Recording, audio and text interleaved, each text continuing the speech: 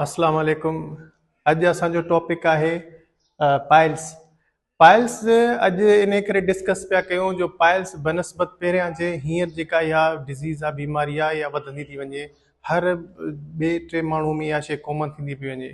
त इन करे मूं ज़रूरी सम्झो त अॼु पाइल्स ते लेक्चर ॾियूं।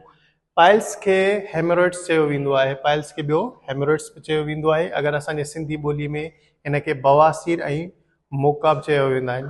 हाणे हिन जी डेफिनेशन आहे swollen and inflamed veins in the rectum or anus। चए थो तव्हांजी जेका आहे पाखाने वारी जॻह जेका आहे उन में सोज अचे या उन में दाणा थी पवनि, मोका थी पवनि, ऐं उन में जेका सोज जेका थींदी आहे रेक्टम में, त उन खे ई असां चवंदा आहियूं पाइल्स। पाइल्स में इहो हूंदो आहे तव्हांखे ब्लडिंग थी थिए ऐं ॾाढो जेका बीमारी आहे माना इंसान खे परेशान थो करे। इन में इंसान जी जेका आहे तकलीफ़ बि थिए थी। त उन जा कॉज़िस इहे आहिनि त इहा जेका आहे पेनफुल, इचिंग, ब्लीडिंग और discomfort during the bowel movements.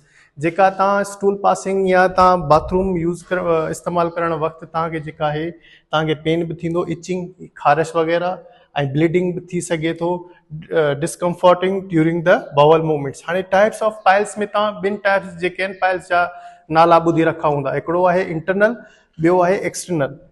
हाणे internal piles inside the rectum, माना रेक्टम जे अंदरे पासे पाखाने जे इनसाइड जेका आहे उते जेके दाणा थींदा आहिनि उनखे इंटरनल पाइल्स चयो वेंदो आहे। ऐं ॿियो एक्सटर्नल पाइल्स आहे अराउंड द एनस, जेका आउटसाइड जेका आहे एनस जे जेका आउटसाइड जेके दाणा थियनि या तव्हांखे ब्लडिंग थिए त उनखे एक्सटर्नल पाइल्स चयो वेंदो आहे। सिम्टम्स खे अगरि असां कंपेयर कंदासीं, यूजुअली जेका इंटरनल पाइल्स आहे उहा आहे पेनलेस हूंदो आहे, माना हिन में एतिरो दर्द न हूंदो। May be bleed during the stool passing, जॾहिं तव्हां स्टूल पासिंग कंदो मे बी उन टाइम तव्हांजी जेका आहे ब्लीडिंग थी सघे। ऐं अगरि अचो तव्हां एक्सटर्नल पाइल्स में, इहो छा आहे, इहो पेनफुल हूंदो आहे, इची हूंदो आहे, पेनफुल माना दर्दारो हूंदो आहे, ख़ारिश बि हूंदो आहे, can form lumps or swelling, ऐं इन में ई जेका आहे तव्हांजी सोज वग़ैरह थिए थी। हाणे अचो हिन जे कॉज़िस जे बारे में सम्झूं असां।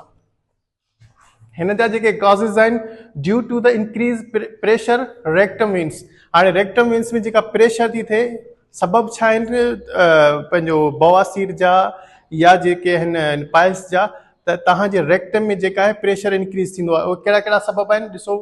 कॉर्निक कॉन्स्टिपेशन, कॉर्निक कॉन्स्टिपेशन माना पुराणी कब्ज़, जेका 4 महीना 3 महीननि खां वधीक जी हुजे उनखे चइबो आहे कॉर्निक कॉन्स्टिपेशन। अगरि उहा तव्हांखे ख़ुदा न ख़ास्ता या ॿिए कंहिंखे आहे त चांसिस आहिनि त उनखे जेका आहे उहा जेका आहे पाइल्स थी सघे थो। इन में इहो आहे अगरि कंहिंखे कॉर्निक कॉन्स्टिपेशन आहे, हू जल्द पंहिंजी इलाज कराए न त उनखे रिज़ल्ट में उनखे कॉर्निक इहो पंहिंजो पाइल्स थी सघे थो। हाणे ॿियो आहे sitting for long periods on the toilet.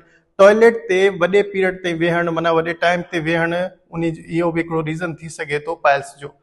ॿियो आहे लो फाइबर डाइट। लो फाइबर डाइट माना असां फाइबर घटि खाईंदा आहियूं, उनजे करे असांखे पाइल्स थी सघे थो।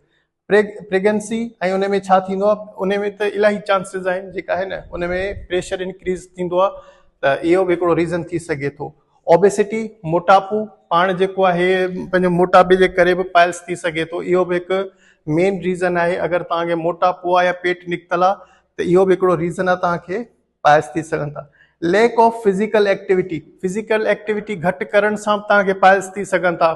फॉर एग्ज़ाम्पल हिकिड़ो माण्हू 24 कलाक माना घर में सुतो पियो आहे, को फिज़िकल एक्टिविटी नथो करे, त उनखे बि पॉसिबल आहे जो उनखे जेका आहे पाइल्स थी सघनि था। जीअं पाण हिकिड़ा ॿिया हूंदा आहिनि, हिकिड़ा एक्टिव हूंदा आहिनि, क्रिकेट खेॾंदा आहिनि, एक्सरसाइज़ कंदा आहिनि, वॉक कंदा आहिनि, त उन में इहे चांसिस घटि हूंदा आहिनि। ऐं लास्ट जेका आहे उहा आहे एजिंग। उमिरि सां गॾु कंहिंजी एजिंग वधंदी वेंदी आहे, उमिरि सां गॾु बि उनखे पाइल्स थी वेंदा आहिनि। ऐं ही जेका आहे पाइल्स जा 2 हुया जेको शॉर्ट लेक्चर मूं तव्हां लाइ तयारु कयो। उमेदु आहे त तव्हांखे सम्झ में अची वियो हूंदो।